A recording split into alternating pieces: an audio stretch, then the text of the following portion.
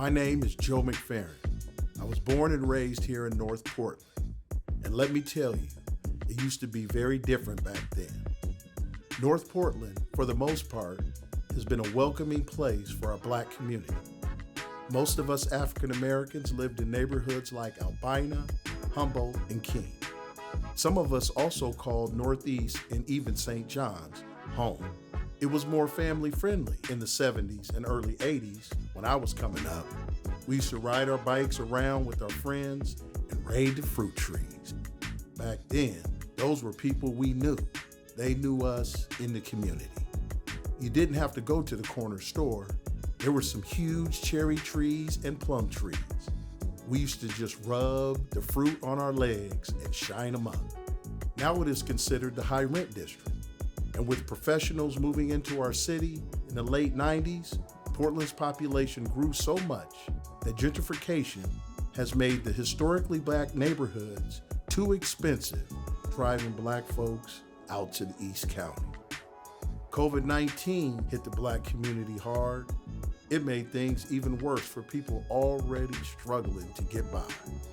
And then George Floyd's murder sparked social unrest, later becoming a crisis that affected everyone, bringing unrest and violence to the surface across the city. Because of a lack of opportunities and a lack of investment, poor folks ran out of options, and some of them even chose to pick up guns. That's why POIC and the Rosemary Anderson High School have been changing as well. We've been around since the 60s to serve the community. The organization started to help members of the Black community get jobs. But in the mid-80s, my grandmother, Rosemary Anderson, realized that we needed to start working with younger members of our community.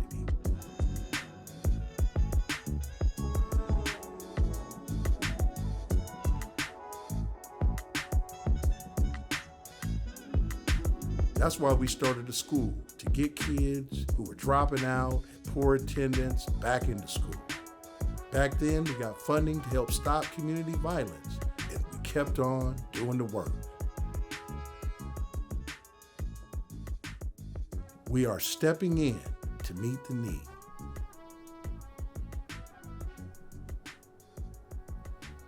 Yeah, so this is a crib. Spent a lot of time here from 0 to 10.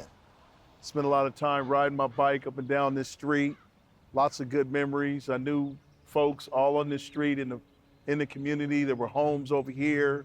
Now they're high rises. There's a church that's in a house down here. I think it's still there.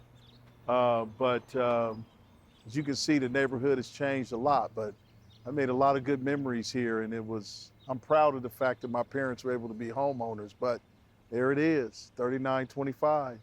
North Vancouver. When I was a kid, it was more family friendly. In the 70s and early 80s, there wasn't a lot of crime. There were a lot of families that are even well known to this day, large families from the African American community that lived here. And now it's changed. It's changed a lot. And the reason I had us meet here is because when I was growing up, this was a elementary school. This building? Yes, the Black Educational Center. And so this is where I went to school. I think this place has had a significant impact on the work that I do today and the work I'm trying to do. I often say my personal strategy, and I share it with everybody else, is that I loved when a student cussed me out. Oh, I loved it. When I got under their skin enough for them to use 4-letter words and throw a temper tantrum and go through all that, I'd be thinking to myself, I got you right where I want you. See, now we can have a conversation. Now that you've gotten that off your chest, now let's talk about what's really going on and what you're really trying to do. And that's our organization. I think that it's like, we want the kids to show their emotion. We want them to open up, and it's all about trust building. Once we build the trust, then the sky's the limit. And I think that's the difference. That's a powerful. Oh yeah, when you're ready, we're ready. You know what? Yeah. Yes, do I want to have a 100% graduation rate? Yes. Do I want to have a 100% placement rate? Yes. Do I want to have a 100% non-recidivism rate? Yes, I want all that. But at the end of the day, we want that. And we want the community to know that if they come by one of the offices or anywhere they go, they're going to get help. Not all organizations have been able to move and meet people where they are, like POIC. We've been fortunate enough to open up a number of different sites so that we can serve the people that we're designed to serve. And although our focus is on African American youth and families, we serve all people. And we focus on people who are the less fortunate, who are unemployed, underemployed, undereducated, who need a hand up, not a handout. Here's East Campus. I'm proud about this campus. This was our first expansion. It was a heavy lift. Let me just see if.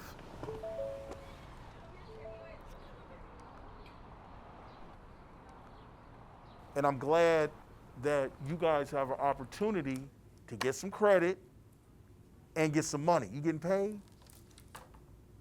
They Who? It's week 2. They're supposed to pay us on the second week. The people that Did you get? Yo, you getting your money? You can call me. If you don't get your money, call me. I'll go call somebody. No, call me. I'll make sure you get your money.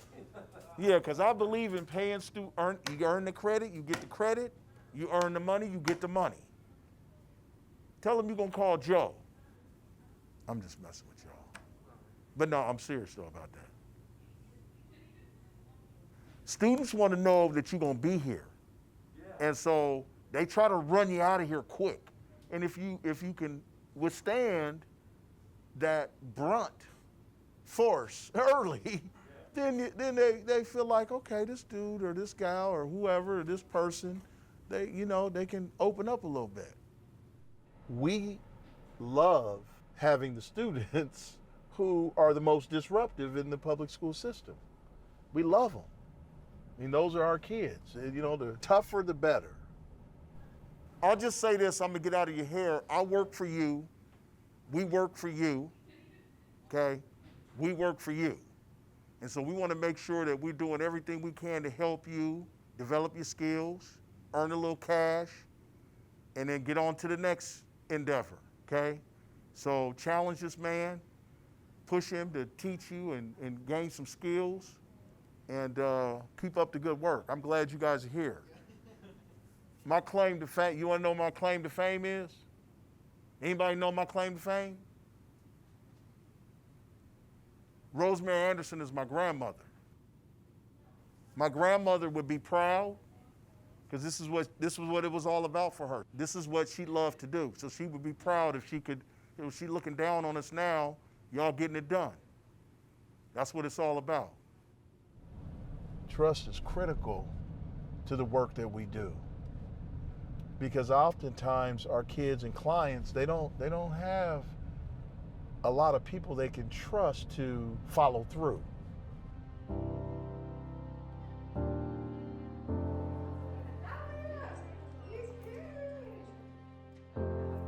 My name is Noelle Crombie, and I'm a reporter for the Oregonian newspaper in Portland, Oregon.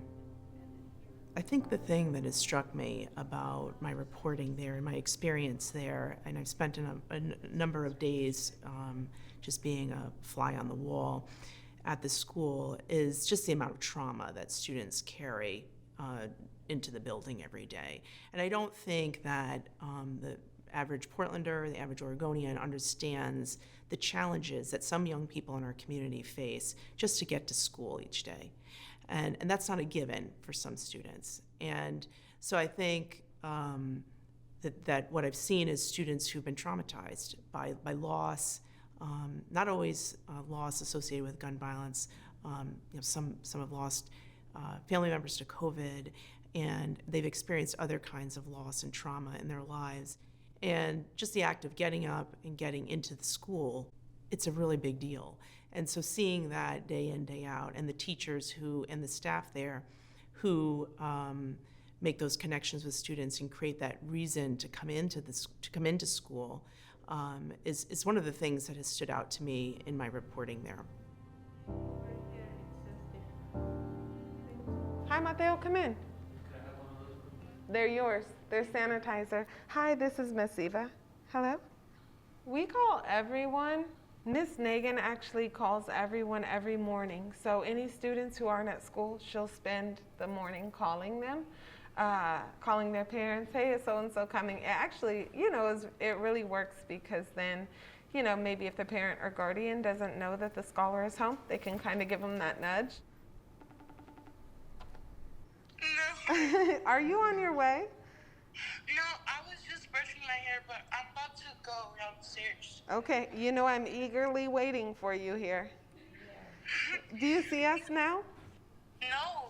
Oh, well, Miss Nagan, you'll see us when you get here, okay? We're excited to see you. Okay. Okay, come on. All right, love you, honey. See you soon. Love you too. Bye. Bye. I'm so happy she's coming. She said what time? That she's getting ready right now. There's some students who don't show up every day, and I want to connect with them. And so just little calls and videos like, hey, we miss you, come see us, like how a friend or anyone else, you know what I mean, in your life who you care about would do. I could cry. I'm so proud of you. Here. How you doing, sweetheart? Okay. Yeah, you don't have anything in here you're not supposed to, right? Okay, good, good. The work that I do here is really personal. Being a former student of Rosemary Anderson High School and being able to come back and serve in this community, it's full circle for me. Miss Diamond, how many fights have you got into this year? You know this answer is 0. Okay, you know why? Because you have developed skills. You have challenged yourself to grow, to go out of your comfort zone, because it's nothing to put hands on somebody, right? So you're on top of it, right? You came from nothing and you already got your whole credits in that class. How are you feeling? Good. Watch for cars. Not gonna have you out here getting ran over. Okay, come on. I can't wait to tell Ms. Nia. She's gonna come back from break and be like, what? She did what? You've been coming to school a lot and getting work done.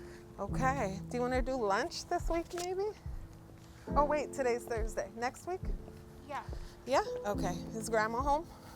No, she's at work. Okay. ¿No tienes lonche? ¿Ella? No, ¿tú tienes en la casa? No sé. Oh. Tenemos comida en la escuela. But it's like school lunch. Okay. You want to open the door? We can check over your work real quick.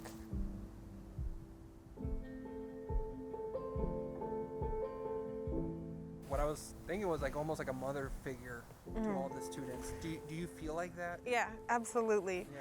I feel like that, especially because they say that a lot. And I think that how that shows up is because I just try to be what I needed when I was their age, and I didn't have my mom.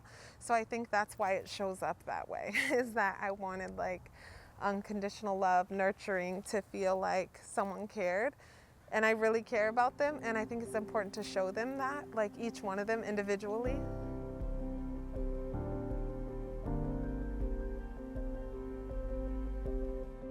I'm so proud of Asia. She's not putting on a show. She doesn't need lights or cameras or anything. She literally comes to school. I can't even do orientation with students without Asia coming and saying, hi, I just want to introduce myself. If you see me, say hi. I'll say, It seems simple, but it's monumental to a lot of these kids because they're not used to those peer-to-peer interactions right off, or someone being like, oh my God, I want to be your friend, And so it means a lot.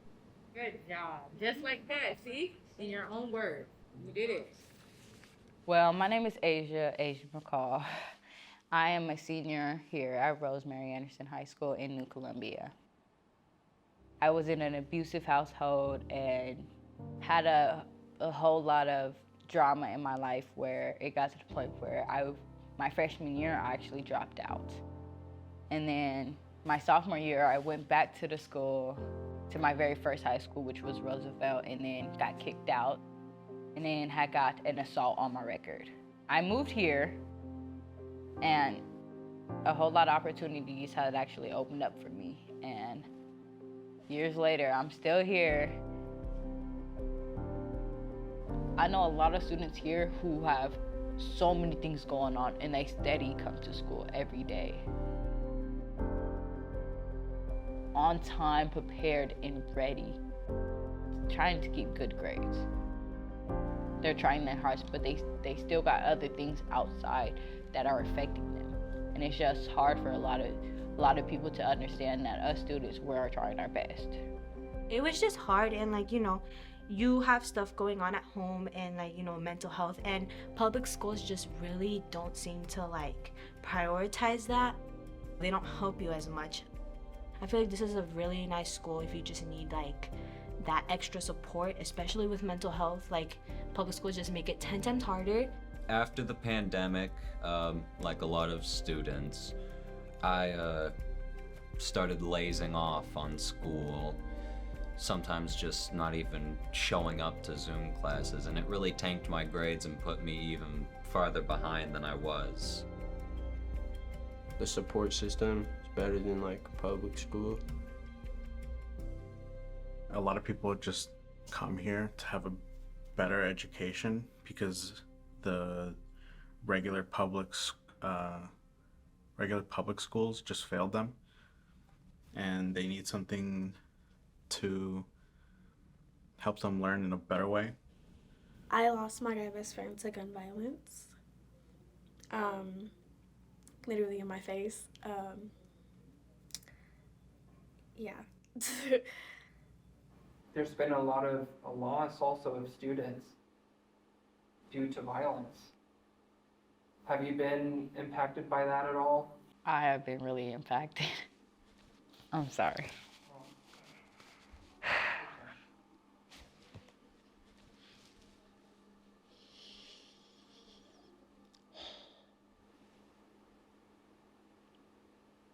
Me knowing how close I was with the staffs here, I told them all that happened, and I just felt like I was home.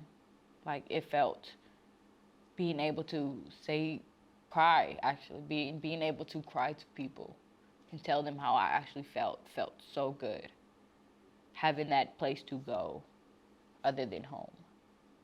My second home, basically. I call this school my second home. So when our students come here, you know, the very first thing they're going to find out is that we believe in them. We believe in their ability to accomplish whatever goal they're setting for themselves. A lot of our students also have really felt like they have not had a lot of people in their lives who believe in them, believe in their ability to follow through and get a diploma. And that might be coming from, you know, their school experience. It might be coming from family or friends, but that's a really difficult thing to cope with and to push through. I feel like the last 2 years specifically, all of our campuses have been hit pretty hard with the impact of community violence. My fear for my students when they leave here, we don't have any control over what happens to them or what they do after 3 o'clock. So I hope for the best and hope that whatever kind of impact we're able to make on them, you know, will assist them in making the best decisions for themselves that they possibly can. Students come to school and they don't always see somebody that looks like them or feel like people understand what they're going through outside of school, and so they feel alone. I, more now than ever, just want to surround my students with love and kindness and support, and try to provide them with any bit of safety that I can in this world, because I know that some of the lives that they're living are just really, really difficult and painful right now. So my biggest hope that I want for the school, for this school, for all of them, is to get more people here that look like them, people that can help engage them again and help them understand they're not alone, that we're not going to give up, that we're always going to be there through the good and the bad. The students who come here are the ones who are choosing to persevere.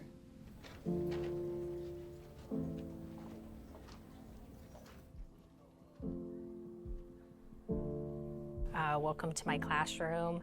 I'm happy to have this opportunity to share with you the student memorial that I created this year for the students that we as a community have lost, but also that I've lost since I started my teaching position here at Rosemary. Those who have lost loved ones, they suffer continually while the rest of the world kind of just moves on and goes on without them. And having suffered losses myself, along with the losses of my students, I wanted a way to remember them. And so for students to see them every day, I think it's important to not tuck their pictures away into a drawer where we just don't see them or talk about them anymore. So I want them to be present. Isaiah Matza, student of mine for 2 years. Was just getting to know him really well, and sadly his life was taken. He was stabbed to death earlier this year. And his brother currently goes to school here with us, awesome kid, and he really validated my purpose in behind doing this memorial because he was delighted when he saw his brother's picture up there and that we were kind of honoring him this way.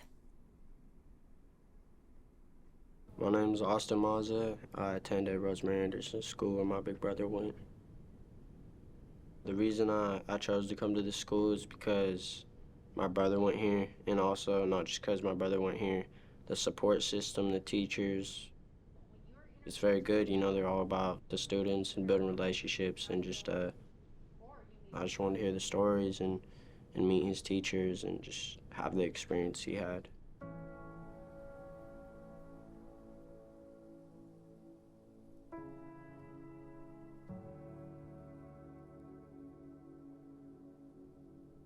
It was literally like 2 houses maybe away from our house. So you sit on my front porch and you can see the vigil of where it happened.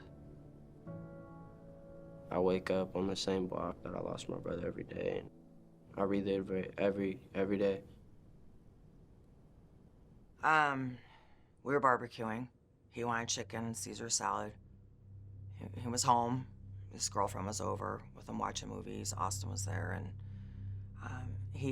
Simone wanted some chips. They'd always go to the store to get Takis, to be specific. And he came in the kitchen and said they were gonna walk to the store. It was still kind of daylight. It was like 5 o'clock, and I don't like them walking out of the store. I usually don't, but he's like, Mom, you're cooking. I was multitasking, you know, rushing, barbecuing, doing everything. And I said to him, it's not you that I worry about walking to the store. It's the other people on the streets. And he's like, but I'm not doing anything. I go, that doesn't matter though.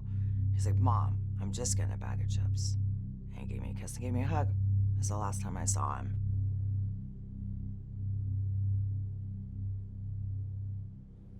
I didn't even know my brother left to the store. I was watching my show and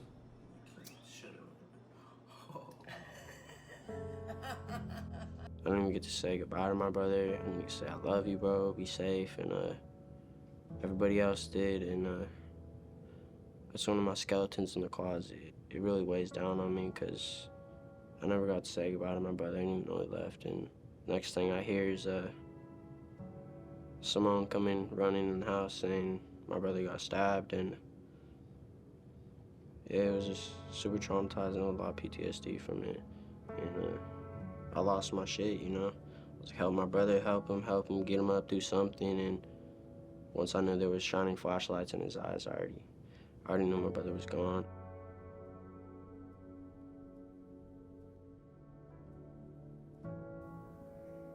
Isaiah and I had a really special relationship. He was the kid who tested me every step of the way, but we had a mutual understanding and respect for each other, and you know, I pushed him hard because I knew he was capable and could do the things, and he did. Despite all odds, he graduated, and you know, he was applying to Portland State. He qualified for the Oregon Promise, so I was helping Mom and him do those applications and get his life on track and do the best things he could for himself and his family and his daughter.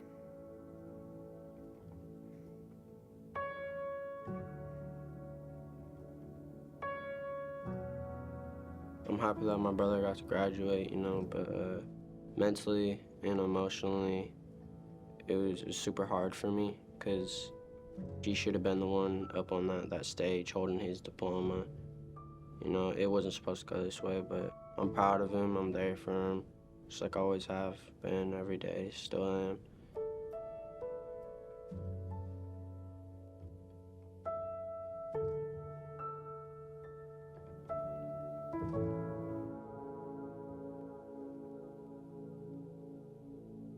We acknowledge that the pain on behalf of the families is there every day. It doesn't just go away. Life just doesn't move on for them. And it hurts when you've lost someone and everyone around you seems to be just getting back to normal. Like, okay, it happened. Now we're just going to move on. And it is what it is. And it's just not that way for those close to it. So I try to hold space for those who are suffering and acknowledge that pain is an everyday, it's an everyday feeling. It's not just temporary.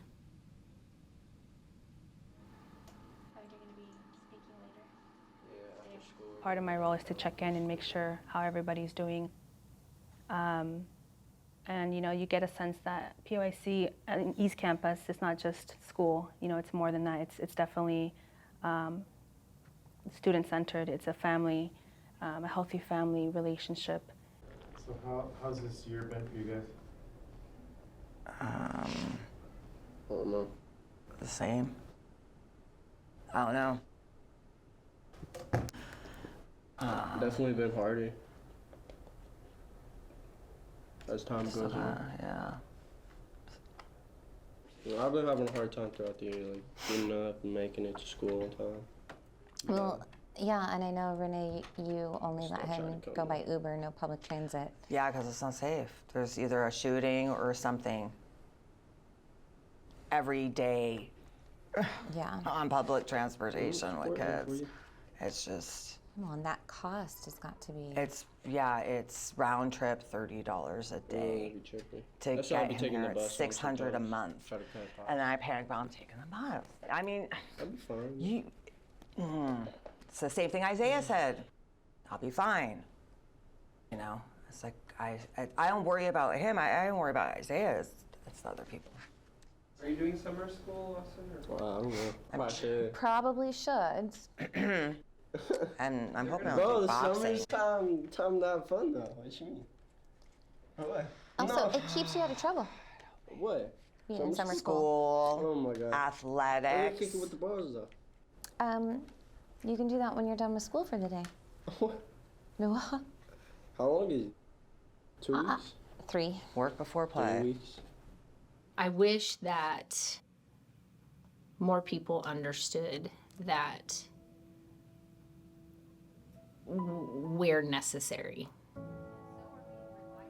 Public school is not for everybody, and education is not one size fits all. So alternative schools are here to fill those gaps and meet students where they're at. And I just want everybody to know that the students that walk through our doors are some of the most amazing human beings that you could ever come across. And they'll change your life if you let them. You just give them a moment of your time. They'll change your life.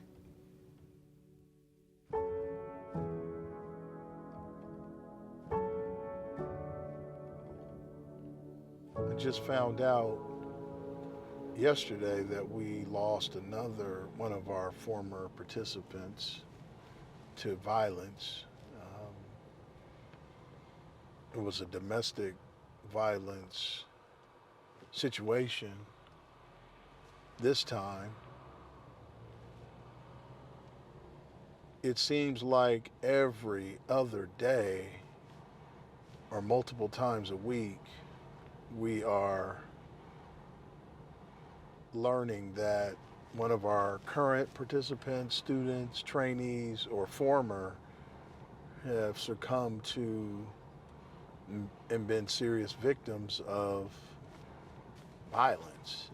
One of the things that I'm proud about is that we have assembled a group of grassroots nonprofit organizations who are committed to addressing violence. So first of all, I want to welcome y'all to the public safety village, man. This is the village. So the primary is your prevention. Okay, that's the one with the, for us, it's the outreach, the mentors and stuff like that. Everything that falls under prevention, the basketball nights, the team nights and all that stuff at the Portland Parks and Rec and stuff that we all attend. Secondary is the intervention. And that lane is where you have people that are involved in this lifestyle that are, you know, it's generational. It's, you know, it's who you've been hanging out with. It's your family. It's your friends that you may not be there or you're right there in it and you're always in the mix. So that lane is where we're trying to pull you out. That's where those intensive case managers come in. When you think about what we're facing today, think about the pandemic. All of a sudden, the normal course of how we operate changed. And that brings stress to people who are on the fringes, and it creates a lot of fear, and the disruption and change results in an uptick in violence. It's just really, I mean, you can go back and look even across the country, and and even now with the pandemic, we're experiencing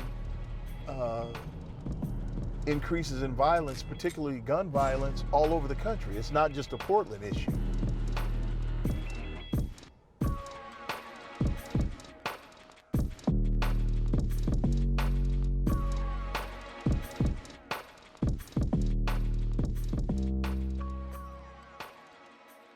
And that's because, you know, we sit in a lot of meetings where we have to constantly explain why it's important to hire credible messengers, you know, because, and it's not only evidence-based best practices, but we know that they're best suited to work with that population. It's relationships. Yeah. It's building those relationships and those rapport with people that are like-minded. Yeah. And understand what you've been through, and not somebody that doesn't have any inkling of what, you know, it's like to go through a day with, you know, the problems and the issues that they're having as well. And that's why I love us, POIC, because we're the only ones hiring people with that lived experience. Yeah. My name is Rosalie Anderson, and I'm the program manager with Healing Hurt People and Gresham. When I first came to POIC, I was a 2-time felon and multiple misdemeanors.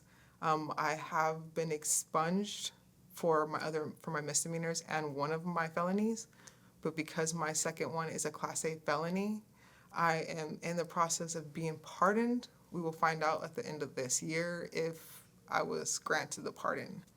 We have transitioned to hiring people with beautiful backgrounds, I would say.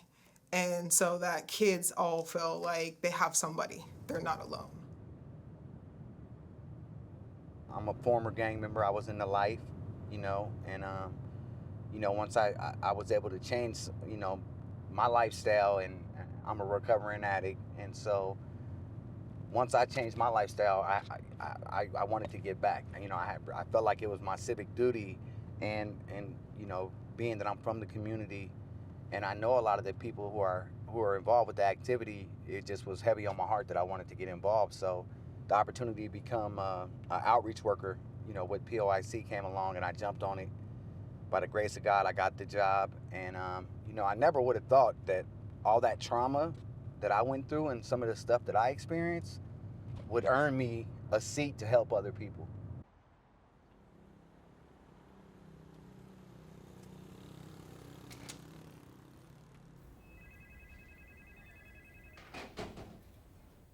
How old were you when you caught your case? My first case I caught, I was 19. My second one, I was 21 on my birthday. And then I ran and then decided that I was tired of running, so I came back, turned myself in. And look at you now. Yes. I'm just trying to help people because I didn't have anybody until I was older that really like sat there and fought for me through everything and let me act out, but still was always there for me. So first murder I seen was 5 years old. So like my whole life that's all I've known.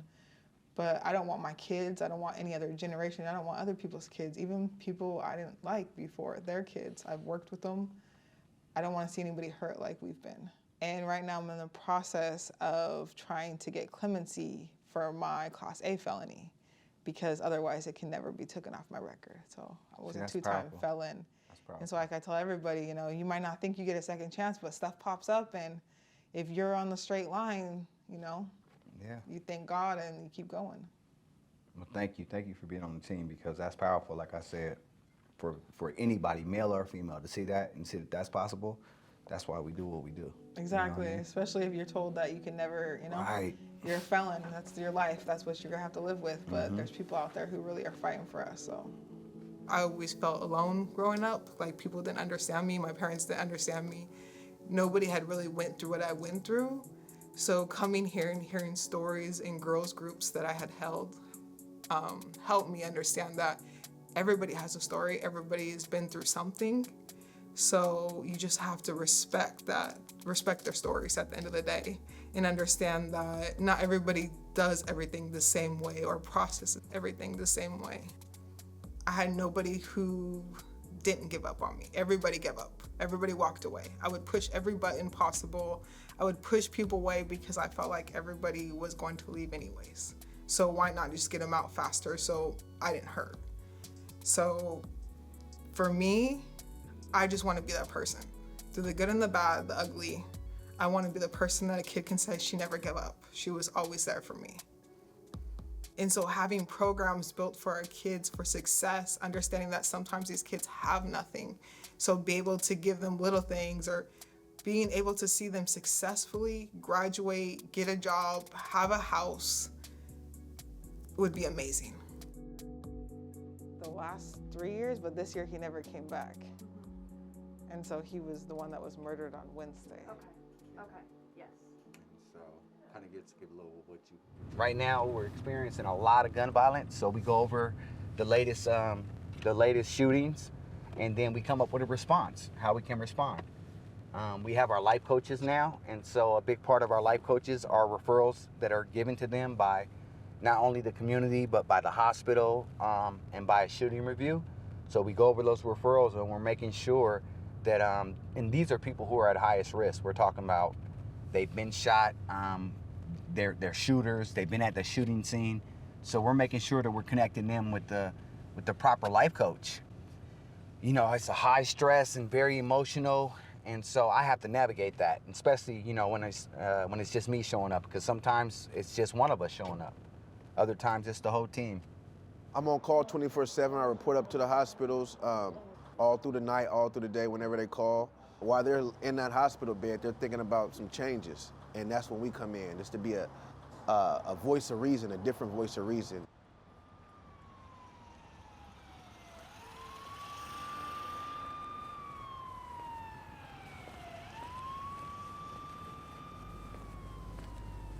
Well, I get the call, and when I get here, I immediately check in with the social worker, get some information on the patient, and as much information they can give me on the dynamics of the situation.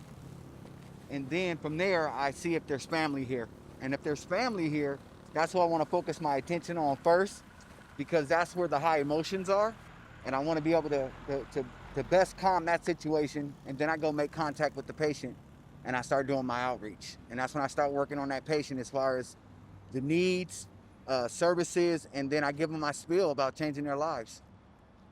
I believe it's very important. I've seen the difference from going into the hospitals in the midst of someone suffering from gun violence or community violence, and the difference from going in the hospitals and seeing them there, or catching up and following up with them later after they got out the hospital. and they're kind of lax now, and it's fresh on their minds now, and all their friends are around now, and now they're second guessing about joining the program. We're able to intervene and stop retaliatory violence. We're able to be that voice of reason. We have something that we call play the tape out, and what that means is, think this through. What will happen if you go out and retaliate? What will happen to your kids, to your family when you get caught? So it's just really just trying to have them critically think about the future.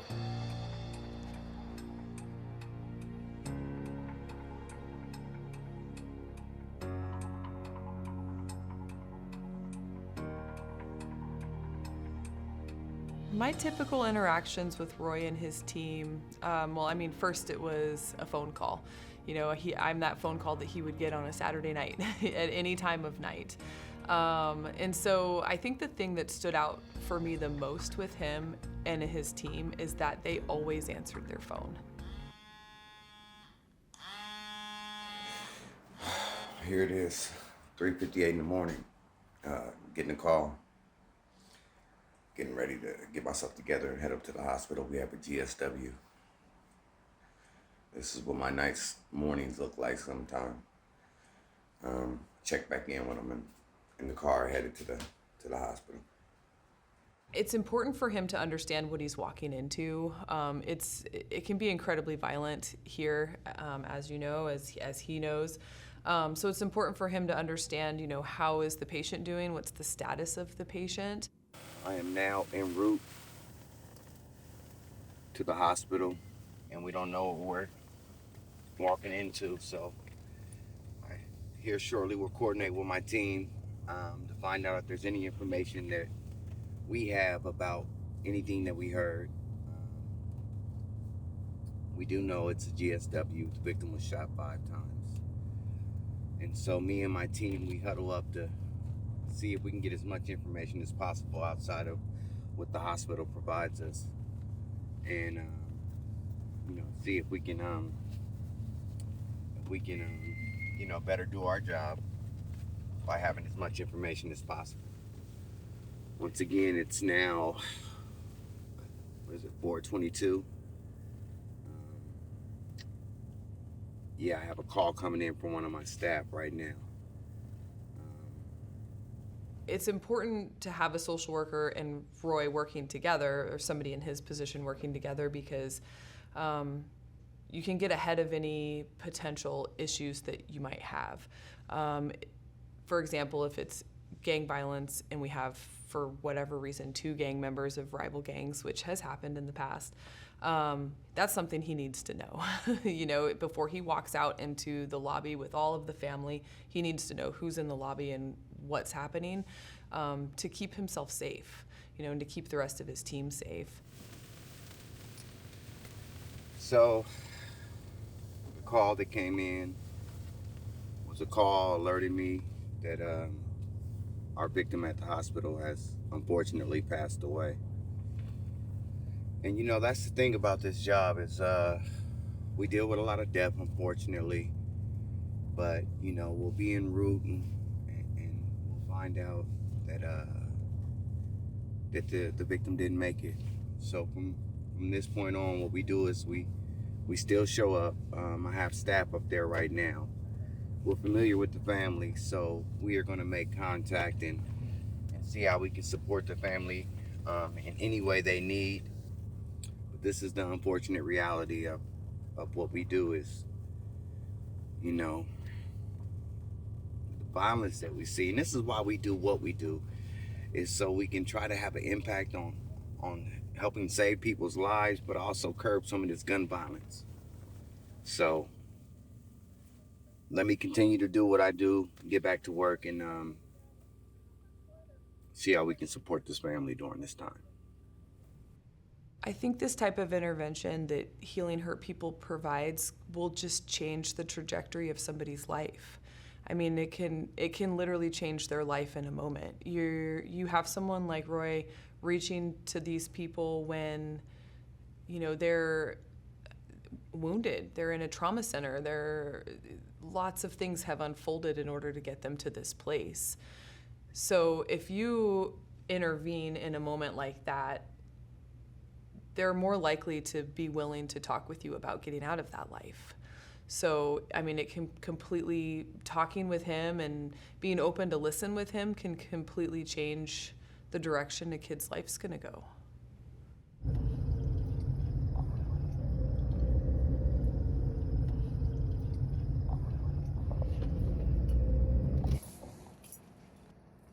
Just leaving the hospital, reporting to a gunshot victim.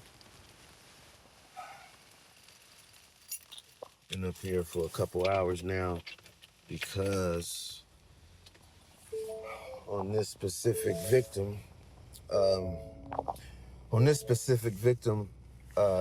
was a woman who was shot, and she showed up to the hospital alive, but she didn't make it through surgery.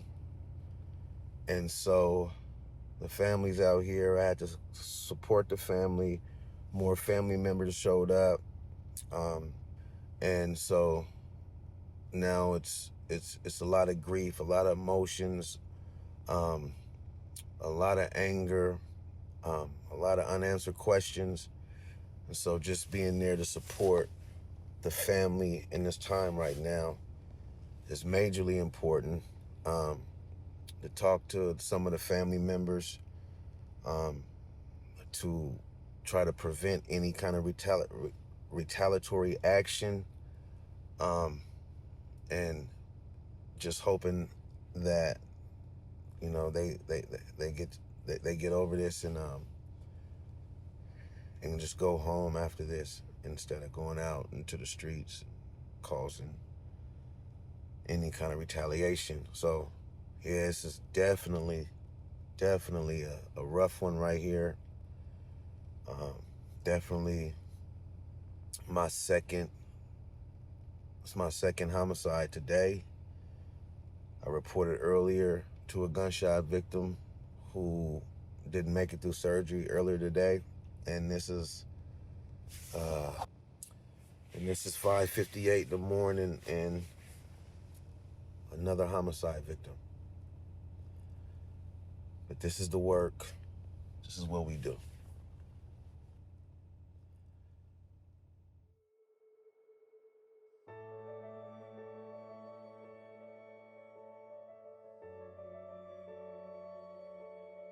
Our community is being devastated. We do not want to live in a community where parents are scared to let their kids go outside and play. We do not want to live in a community where our children are scared to walk to school. My future for Portland, what I'd like to see is that all kids are hopeful for a brighter future, even if they have to struggle with paying high rents or struggling to save up for a house. Those things, they're gonna be there. But what I'm hoping for is that the children, especially those who are less fortunate, are filled with hope and have aspirations that they can achieve their goal and that they can make a difference. Then we start talking less about violence prevention and we start talking about helping people thrive. So violence becomes an afterthought in the discussion, and we talk more about helping people achieve their dreams. Even after all the loss and tragedy, what keeps me going is knowing that people can really make a difference. I think about all the people in my life who help keep me on track. Basketball coaches, teachers, neighbors, who help me stay focused and achieve my goals. I've seen this throughout my life, and I've experienced it at Rosemary Anderson High School. And so that's what keeps me going, is that people truly can make a difference.